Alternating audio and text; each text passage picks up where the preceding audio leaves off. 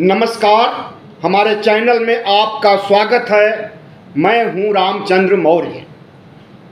साथियों, राहुल गांधी की लोकप्रियता क्या नरेंद्र मोदी के मुकाबले 20 गुना ज़्यादा बढ़ गई है?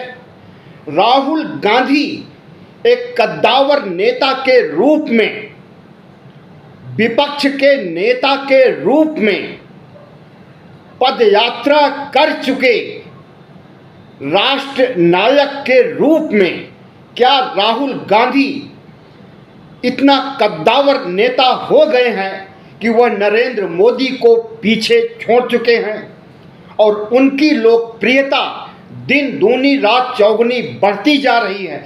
जी हाँ, किसी एजेंसी के आंकड़े नहीं हैं, किसी पत्रकार या किसी मीडिया हाउस के आंकड़े नहीं हैं।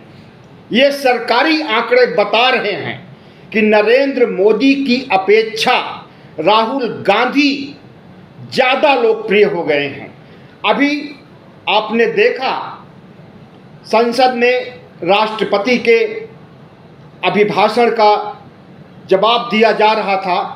उसमें नरेंद्र मोदी ने 1 घंटा 51 मिनट का भाषण दिया, जिसे 60,000 लोगों ने देखा। उनके व्यूअर 60,000 थे।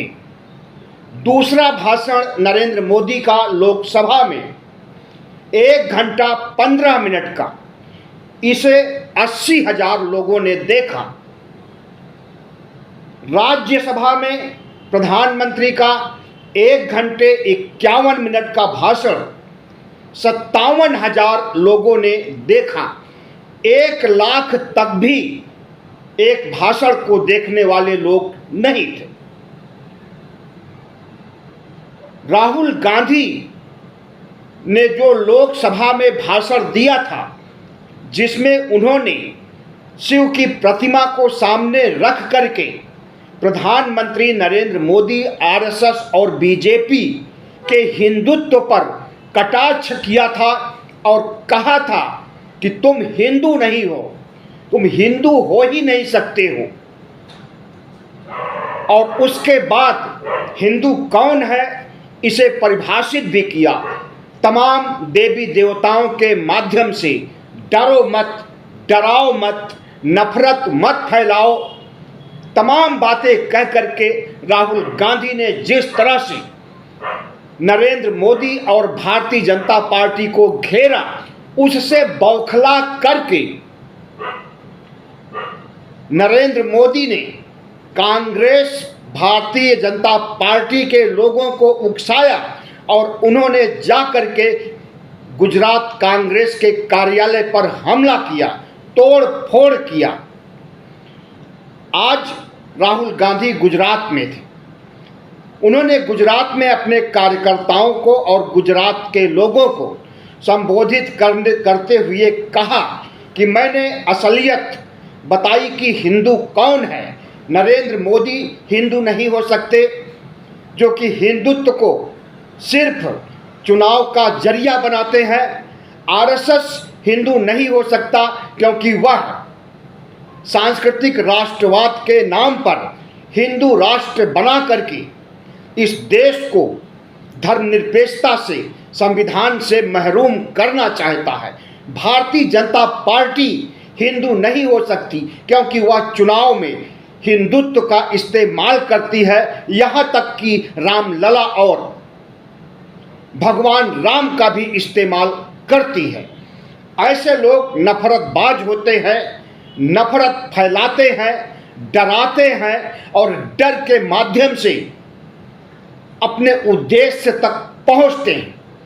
तो राहुल गांधी ने कहा आज गुजरात में कि इन्होंने हमारे ऑफिस को तोड़ा है, हम इनकी सरकार को तोड़ेंगे। खुला चैलेंज करते हैं कि इस बार हम गुजरात की सरकार को धराशायी करके रहेंगे और कांग्रेस की सरकार बना करके रहेंगे। यह बात हमसे लिखित रूप से ले लीजिए। प्रधानमंत्री नरेंद्र मोदी की लोकप्रियता चुनाव के पहले तक जरूर राहुल गांधी से आगे थी, लेकिन चुनाव के थोड़े समय पहले ही आंकड़ों के तहत सर्वे एजेंसियां, जो कि चुनाव का प्री पोल या पोल के बाद का जो सर्वे करती हैं, ये एजेंसियां जरूर राहुल गांधी और नरेंद्र मोदी के लोकप्रियता का सर्वे करती थी और उसमें नरेंद्र मोदी आगे होते थे। लेकिन चुनाव के दौरान या चुनाव से थोड़ा पहले नरेंद्र मोदी और राहुल गांधी के लोकप्रियता आंकड़ों में कोई खास अंतर नहीं रह गया था। लेकिन चुनाव के बाद CSDS लोकनीति एजेंसी ने जो सर्वे किया उत्तर प्रदेश में, उसमें उत्तर प्रदेश की 32% जनता नरेंद्र मोदी को प्रधानमंत्री के रूप में देखना चाहती है और 36% जनता राहुल गांधी को प्रधानमंत्री के रूप में देखना चाहती है। और सिर्फ ये आंकड़े ही नहीं, बल्कि वोट प्रतिशत जिस तरह से समाजवादी पार्टी और कांग्रेस के बढ़े हैं, भारतीय जनता पार्टी के घटे हैं, उससे भी अनुमान लगाया जा सकता है कि उत्तर प्रदेश में भारतीय जनता पार्टी घटती जा रही है और समाजवादी पार्टी कांग्रेस आगे बढ़ती जा रही। हाँ, तो हम अपने आंकड़ों पर आते हैं। राज्यसभा में 1 घंटा 51 मिनट का भाषण नरेंद्र मोदी देते हैं, जिसे 57,000 लोग देखते हैं। इनसे ज़्यादा देखने वाले लोगों ने ओवैसी को देखा। 8 मिनट 46 सेकंड के भाषण को 1,11,000 लोगों ने देखा। ओवैसी के भाषण को, अखिलेश के 30 मिनट के भाषण को जो उन्होंने लोकसभा में दिया था और अपने पीडीए की उपलब्धियां बखान किया था, नरेंद्र मोदी की पार्टी भारतीय जनता पार्टी को सिकुड़ती हुई पार्टी बताया था, उसमें 1,11,000, उसमें अखिलेश यादव को 5,03,000 लोगों ने देखा। प्रधानमंत्री नरेंद्र मोदी से ज़्यादा महुआ मोइत्रा, जो कि टीएमसी की नेता हैं, ममता बनर्जी की पार्टी तृणमूल कांग्रेस की नेता हैं, इसके पहले भी वह सांसद थी और बेबाकी से प्रधानमंत्री से सवाल पूछती थी, इसलिए उन्हें बर्खास्त कर दिया गया था 2019 की लोकसभा में। 2024 में फिर से ये जीत करके आई हैं और प्रधानमंत्री से कहीं ज़्यादा महुआ मोइत्रा को लोगों ने देखा। प्रधानमंत्री नरेंद्र मोदी को 60,000 लोगों ने देखा, तो महुआ मोइत्रा को 65,000 लोगों ने देखा। और राहुल गांधी के लोकसभा के भाषण को, जिसमें उन्होंने धार्मिक मुद्दे को उठाया था, हिंदुत्व के मुद्दे को उठाया था और नरेंद्र मोदी के चाल चरित्र चेहरे को उजागर किया था, उस भाषण को 1.1 मिलियन, मतलब 11 लाख से ज़्यादा लोगों ने देखा। इसी तरह से YouTube पर नरेंद्र मोदी से कई गुना ज़्यादा लोगों ने राहुल गांधी के भाषण को सुना। नरेंद्र मोदी के सब्सक्राइबर जरूर ज़्यादा हैं और राहुल गांधी के सब्सक्राइबर नहीं हैं नरेंद्र मोदी के मुकाबले, लेकिन व्यूअर्स बहुत ज़्यादा है राहुल गांधी के YouTube पर भी। तो इसी से अंदाज़ा लगाया जा सकता है कि प्रधानमंत्री नरेंद्र मोदी जो 2014 और 2019 में उनके चेहरे के नाम पर वोट पड़ते थे, प्रधानमंत्री की गारंटी के आधार पर उनके भाषणों को सुन करके लोग प्रभावित होते थे और उन्हें एक मुश्त वोट देते थे। लेकिन अब वे वोटर कम हो गए हैं, कम ही नहीं बहुत कम हो गए हैं। उत्तर प्रदेश में भारतीय जनता पार्टी को 33 सीट मिलती है और समाजवादी पार्टी को 37 सीट मिलती है, कांग्रेस को 6 सीट मिलती है और 1 सीट आजाद समाज पार्टी के चंद्रशेखर आजाद को मिलती है। तो इस तरह से नरेंद्र मोदी, जिन्होंने 2014 में 72 सीटें 80 में से हासिल किया था, 2019 में 80 में 62 सीटें हासिल किया था, वे आधे पर आ गए हैं, 33 सीट पर आ गए हैं और उपचुनाव होने वाले हैं 10 सीटों के लिए। देखिएगा, इसमें भारतीय जनता पार्टी की भी बुरी तरह से हार होगी, क्योंकि उत्तर प्रदेश के मतदाता समझ चुके हैं नरेंद्र मोदी के चाल चरित्र चेहरे को। नरेंद्र मोदी की पार्टी जो संविधान को खत्म करके, मनुस्मृति को लागू करके हिंदू राष्ट्र बनाना चाहती है, तो उसके संविधान खत्म करने की बात पर ही उत्तर प्रदेश और पूरे देश की जनता भड़क गई और जो 470 का नारा लगा रहे थे, 370 पार का नारा लगा रहे थे, उसके आधे पर ला करके समेट दिया। 240 सीटें मिली भारतीय जनता पार्टी को। अगर गठबंधन मजबूत नहीं होता, अगर टीडीपी को 16 सीटें नहीं मिली होती, नीतीश कुमार को 12 सीटें बिहार में नहीं मिली होती, तो आज नरेंद्र मोदी विपक्ष में बैठे होते और राहुल गांधी या मल्लिकार्जुन खड़गे प्रधानमंत्री होते। लेकिन इस कमी को पूरा करने के लिए इस देश की जनता ने मन बना लिया है और जिस तरह से राहुल गांधी नरेंद्र मोदी से बड़े नेता के रूप में उभर रहे हैं, एक कद्दावर नेता के रूप में अपनी पहचान बना रहे हैं, इसके लिए वो रात दिन पसीना भी बहा रहे हैं। कल सुबह 5 बजे राहुल गांधी हाथरस निकल गए, आज और दिन भर वहां रहे और उसके बाद आज सिर्फ हाथरस ही नहीं बल्कि राजमिस्त्री के बीच फावड़ा चलाते हुए कन्नी बसली और सीरा ईंट गारा सीमेंट से दीवार जोड़ते हुए और गरीब मजदूरों के साथ अक्सर वो देखे जाते हैं। भारत जोड़ो यात्रा में लगभग 10,000 किलोमीटर तक दोनों यात्राओं का में उन्होंने भारत को एक सिरे से दूसरे सिरे तक नापा है और इस बीच जितना वो इस देश की जनता से रूबरू हुए हैं, जन समस्याओं से रूबरू हुए हैं, लोगों के सुख दुख में शरीक हुए हैं, यही वजह है कि जिन जिन रास्तों से भारत जोड़ो यात्रा निकली थी, न्याय यात्रा निकली थी, उन क्षेत्रों में राहुल गांधी की हार नहीं हुई है, जीत हुई है। तो राहुल गांधी जितना पसीना बहा रहे हैं नरेंद्र मोदी का कद छोटा करने के लिए, अपना कद बड़ा करने के लिए, उसके अच्छे परिणाम भी सामने आ रहे हैं। प्रधानमंत्री नरेंद्र मोदी संसद भवन में जिस तरह से राहुल गांधी के साथ नाइंसाफ़ी कर चुके हैं और फिर से वही नाइंसाफ़ी रिपीट करने का मन बना रहे हैं।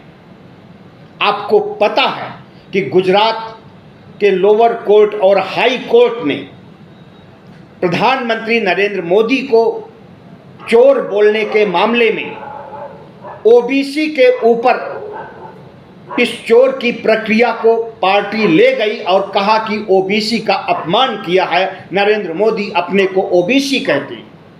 और इसी बात पर राहुल गांधी को 2 साल की सजा लोअर कोर्ट और हाई कोर्ट दोनों ने सुनाई थी। उसके बाद सुप्रीम कोर्ट ने हालांकि इस सजा पर रोक लगा दिया, फिर से सांसदी बहाल कर दी। लेकिन इससे यही समझ में आता है कि नरेंद्र मोदी फंसाने में किसी को कितना माहिर हैं, वो चाहे राहुल गांधी हो, वो चाहे सोनिया गांधी हो, वो चाहे अरविंद केजरीवाल हो, वो चाहे हेमंत सोरेन हो, अनवरत सिलसिला है। ऐसे 50 नेता हैं जिसे कि उन्होंने अपनी ठसक के साथ सीबीआई, ईडी, आईडी को इशारे कर करके इन्हें जेल के शिक्षों के पीछे डलवा दिया भ्रष्टाचार के नाम पर। लेकिन भारतीय जनता पार्टी उन भ्रष्टाचारियों को अपने पार्टी में शामिल कर लेती है जो विपक्ष में होते हैं, भ्रष्टाचार किए होते हैं, उन्हें अपने पार्टी में शामिल करके उनके भ्रष्टाचार को ख़त्म कर देती है। मोदी वॉशिंग मशीन बहुत मशहूर हुई थी और अभी होना बाकी भी है। तो प्रधानमंत्री नरेंद्र मोदी और शाह घबराए हुए हैं राहुल गांधी के बढ़ते कद से, और जिस तरह से आक्रामक हो करके राहुल गांधी और कांग्रेस के नेता, इंडिया के नेता संसद में प्रधानमंत्री नरेंद्र मोदी, एनडीए और आरएसएस को घेर रहे हैं, उससे भी बौखलाए हुए हैं नरेंद्र मोदी और शाह भी। राहुल गांधी की आक्रामकता, राहुल गांधी का बढ़ता कद, यह सब देख करके अमित शाह, जो कि चाणक्य बुद्धि माने जाते हैं, भारतीय जनता पार्टी के थिंक टैंक माने जाते हैं, ऑपरेशन लोटस चला करके विपक्ष को धराशायी करने के लिए जाने जाते हैं, विपक्षी पार्टियों को तोड़ करके, विपक्षी सरकार को तोड़ करके अपनी सरकार बनाने के लिए मशहूर हैं। ऐसे बहादुर नेता आजकल डरे हुए हैं और ओम बिरला से संरक्षण मांग रहे हैं कि हमारी रक्षा कीजिए, हमें राहुल गांधी से बचाइए, हमें संरक्षण दीजिए। भारतीय जनता पार्टी आज बैकफुट पर है और भारतीय जनता पार्टी बुरी तरह से डरी हुई है राहुल गांधी से। और राहुल गांधी को एक जन नेता के रूप में जिस तरह से देश स्वीकार कर रहा है और जिस तरह से प्रखर भाषा में, सरल आसान भाषा में, बगैर किसी नफरती भाषा का इस्तेमाल किए हुए नरेंद्र मोदी को आक्रामकता पूर्वक घेरते हैं, शाह को घेरते हैं, भारतीय जनता पार्टी को घेरते हैं, आरएसएस को घेरते हैं, उससे भारतीय जनता पार्टी में हड़कंप मचा हुआ है। और भारतीय जनता पार्टी जब ओम बिरला से संरक्षण मांग रही है तो इसका मतलब है कि बीजेपी के कद्दावर नेता चाणक्य तक डर गए हैं राहुल गांधी से।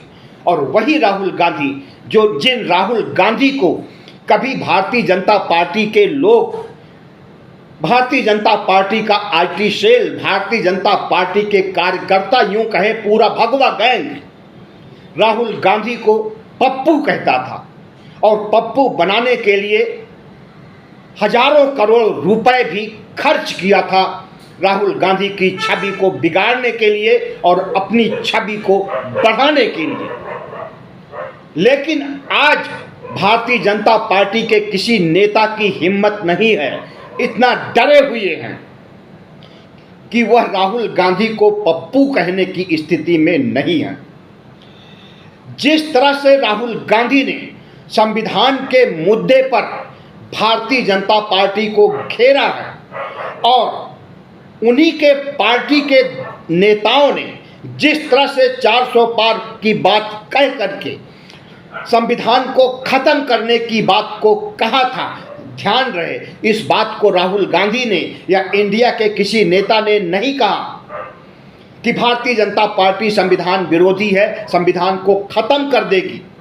इस बात को भारतीय जनता पार्टी के और छोटे मोटे नेता नहीं, कद्दावर नेता अनंत हेगड़े ने सबसे पहले कहा, जो कि केंद्र में मंत्री रह चुके हैं, सांसद भी कई बार रह चुके हैं। उन्होंने कहा कि हमें 400 पार सीटें दीजिए, हम संविधान को बदल देंगे। उसके बाद तो भारतीय जनता पार्टी के नेताओं में होड़ लग गया संविधान बदलने का बयान देने के लिए। ज्योति मिर्धा राजस्थान से चिल्ला चिल्ला के कहती हैं, जो कि कांग्रेस से ही गई हैं भारतीय जनता पार्टी में, कि हमें 400 पार सीटें दीजिए, हम संविधान बदल देंगे। लल्लू सिंह अयोध्या से चीख चीख कर कहते हैं कि 400 पार सीटें दीजिए, संविधान बदल देंगे। मेरठ से चुनाव लड़ रहे टीवी के राम, टीवी सीरियल के राम अरुण गोविल ने भी कहा कि 400 पार सीटें दीजिए, हम संविधान बदल देंगे।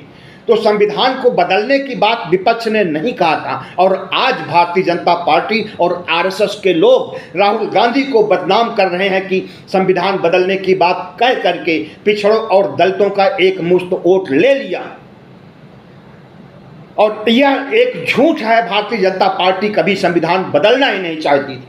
सिर्फ संविधान बदलने की बात नहीं, राहुल गांधी ने जिस तरह से ओबीसी जनगणना का सवाल उठाया है, राहुल गांधी पिछड़ी जाति के नहीं हैं, लेकिन राहुल गांधी ने देखा कि कितने समय से यहाँ तक कि कांग्रेस के सरकारें जब हुआ करती थी तब भी ओबीसी जनगणना पर ध्यान नहीं दिया गया था। लेकिन राहुल गांधी ने जब होश संभाला, 2004 में पहली बार अमेठी से चुन करके आते हैं, उसके बाद जो जनगणना होती है 2011 की, उसमें वह सोशियो इकोनॉमी बेसिस पर ओबीसी की जनगणना कराते हैं। लेकिन दुर्भाग्य से 2014 में उनकी पार्टी की हार हो जाती है और जनगणना के आंकड़े मोदी के पास आते हैं और मोदी वो सारे आंकड़े छिपा लेते हैं। 2011 की जनगणना प्रकाशित नहीं की गई और उसी में ओबीसी जनगणना कराया था राहुल गांधी ने। अगर वो रिपोर्ट प्रकाशित कर दी जाती, पब्लिक डोमेन में आ जाती, तो निश्चित रूप से ओबीसी के लोग खड़े हो जाते और अपने हक और अधिकार की संख्या के आधार पर, संख्या बल के आधार पर मांग करते।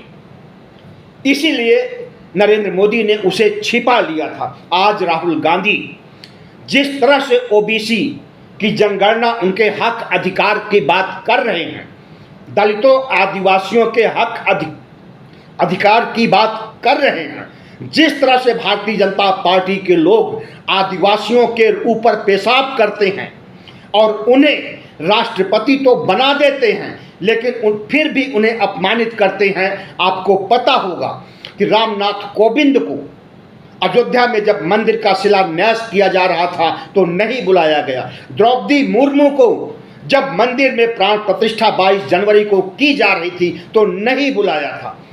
तो आदिवासियों के साथ, दलितों के साथ, ओबीसी के साथ भारतीय जनता पार्टी ने जितना अत्याचार किया था उसका चुन चुन करके बदला राहुल गांधी लेना चाहते हैं और ओबीसी, एससी, एसटी को उसका हक और अधिकार दिलाना चाहते हैं। इसकी वजह से भी राहुल गांधी की लोकप्रियता बढ़ी है। अंत में 3 सवाल। राहुल गांधी पप्पू से पदयात्री बनते हैं और पदयात्री के बाद स्टार प्रचारक इंडिया के बनते हैं और आज विपक्ष के नेता हैं। प्रधानमंत्री के बाद कोई बड़ा संवैधानिक पद होता है तो वह विपक्ष का नेता का पद होता है। राहुल गांधी अपनी ऊंचाइयों को छूते हुए प्रधानमंत्री नरेंद्र मोदी के समकक्ष पहुंच गए हैं। अब सिर्फ प्रधानमंत्री की कुर्सी पर तक पहुंचना बाकी है और आने वाले चुनाव में, चाहे वह मध्यावधि चुनाव हो और चाहे 2029 का लोकसभा चुनाव हो, राहुल गांधी प्रधानमंत्री की कुर्सी तक पहुंचेंगे और प्रधानमंत्री नरेंद्र मोदी या तो विपक्ष में बैठेंगे या फिर झोला उठाकर गुजरात चले जाएंगे। पप्पू की छवि बीजेपी ने बनाई थी हजारों करोड़ रुपए खर्च करके, लेकिन आज वह खुद भी पप्पू कहने की स्थिति में नहीं है और राहुल गांधी की आक्रामकता इतनी बढ़ गई है कि अमित शाह जैसे मजबूत धुरंधर नेताओं को डर लग रहा है राहुल की छवि से, राहुल की आक्रामकता से, राहुल के भाषण से, राहुल के कहे हुए एक छोटे मोटे बयान से भी, और वह असुरक्षित इतना महसूस कर रहे हैं कि ओम बिरला से शरण मांग रहे हैं, संरक्षण करने की गुहार लगा रहे हैं। राहुल का बढ़ता प्रभाव उन्हें प्रधानमंत्री तक पहुंचाएगा, और प्रधानमंत्री जो आज के हैं, पिछले 10 सालों से हैं, जिस तरह से सब्जबाग इन्होंने झूठ के सहारे पर, जुमलों के सहारे पर 10 साल तक लोगों को बेवकूफ़ बनाया, और उस बेवकूफ़ बनने की प्रक्रिया में प्रधानमंत्री नरेंद्र मोदी ने गरीबों को गरीब किया, अमीरों को अमीर किया। अडानी अंबानी जैसे 7-8 ऐसे पूंजीपति हैं जिसके नाम देश की संपत्ति को लिख दिया, सरकारी कंपनियों को बेच दिया, और इस देश को ऐसे मुहाने पर खड़ा कर दिया कि 80 करोड़ लोगों को 5 किलो राशन पर जिंदा रखा जा रहा है। ऐसी स्थिति, इतनी गरीबी, इतनी जहालत इस देश में आज़ादी के बाद कभी नहीं थी। और प्रधानमंत्री नरेंद्र मोदी ने जिस तरह से ठाट बाट और राजशाही जीवन शैली बिताते हैं, जिस तरह से दिन भर में 10-12 ड्रेस बदलते हैं, जिस तरह से महंगे विमान में चलते हैं, महंगी महंगी गाड़ियों में चलते हैं, और उनका राजसी ठाट यही साबित करता है कि प्रधानमंत्री नरेंद्र मोदी राजतंत्र में विश्वास करते हैं, और जब सिंगोल की पूजा करते हैं, सिंगोल को लेकर के पूरे संसद में टहलते हैं और उसे संसद में स्थापित कर देते हैं, तो इसका सीधा सा अर्थ है कि राजशाही के प्रतीक, राजतंत्र के प्रतीक सिंगोल को संसद में रखने की क्या जरूरत है? उसे किसी संग्रहालय में रख दीजिए, सुरक्षित रहेगा।